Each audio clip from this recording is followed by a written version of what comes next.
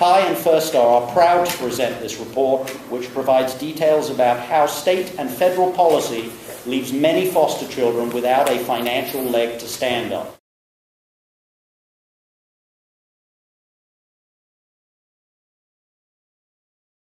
There are two issues outlined in this report.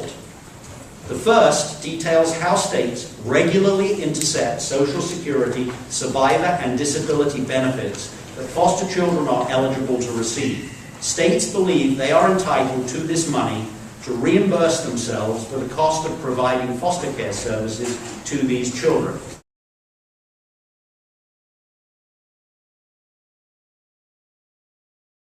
The second issue relates to the increased incidence of identity theft of foster children as their Social Security numbers pass through the hands of numerous agencies and individuals throughout their time in the system. Foster children are thus left exposed to identity thieves. Our report clearly demonstrates how the system fails our most vulnerable children. The damage that these children suffer by having no assets after foster care ends up costing society substantially more than the confiscation of their small funds in the first place.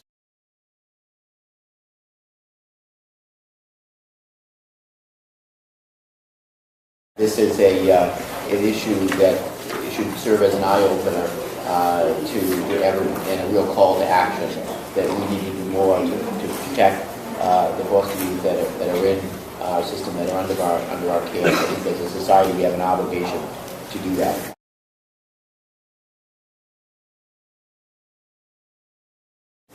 When we take Social Security money from children, we are literally setting them up for homelessness.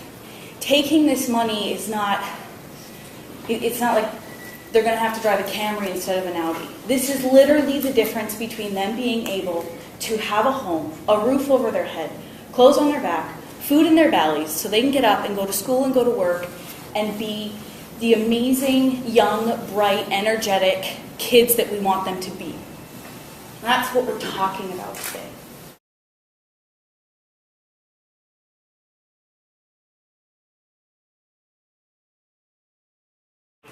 After I left foster care, I've never stopped struggling.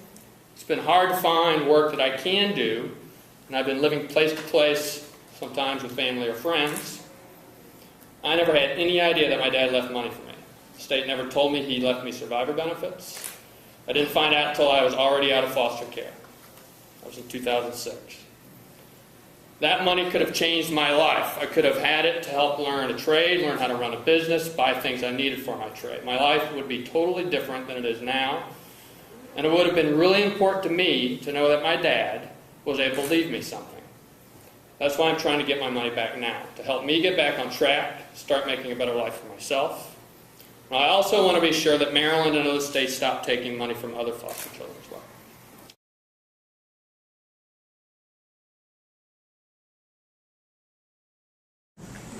So, the Maryland Foster Care Agency secretly took the only asset left to an orphaned foster child by his deceased father. There's no other way to describe it. Alex's father worked, paid into the system, earned the right to leave survivor benefits to his child. A financial connection to Alex's father that would have been invaluable to Alex, emotionally and practically, when his father died. And Alex never knew his father left him with an entitlement to survivor benefits because the foster care agency never told him. The agency never told Alex to apply for his benefits, never told him it was routing the money to state revenue rather than actually using it to help him. This should not be a partisan issue at all. This is a bipartisan issue if there ever was one. This is a family values test.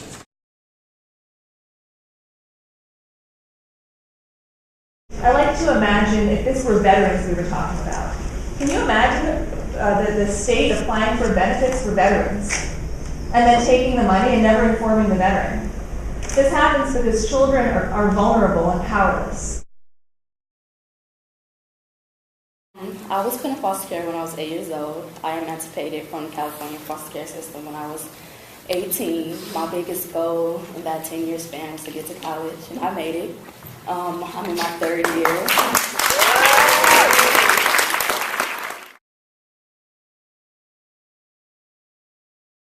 It was just frustrating and upsetting because being in care for 10 years in 7 homes, I didn't know where I was going to live. I didn't know if there was going to be a roof over my head from one point to another, and now I find myself in the same situation. And it's just upsetting because I worked so hard to secure my future, to make sure that I have a place to stay. And because of this identity theft issue that happened while I was in care, I find myself in that same situation.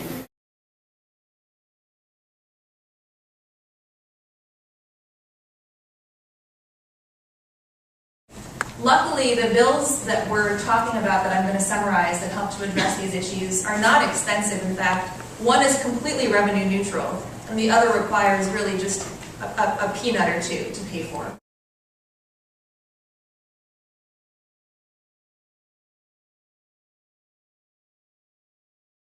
Thank you all for being here, and let's work to see that the young people like this gentleman over here who age out of foster care and into adulthood have their nest egg, as it were, so they can get started. Maybe it's to buy a car, maybe it's to rent an apartment, maybe it's to go back to graduate school or to junior college to get some more skills. But in any event, being destitute till they're 18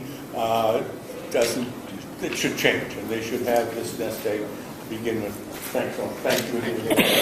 Thank you all.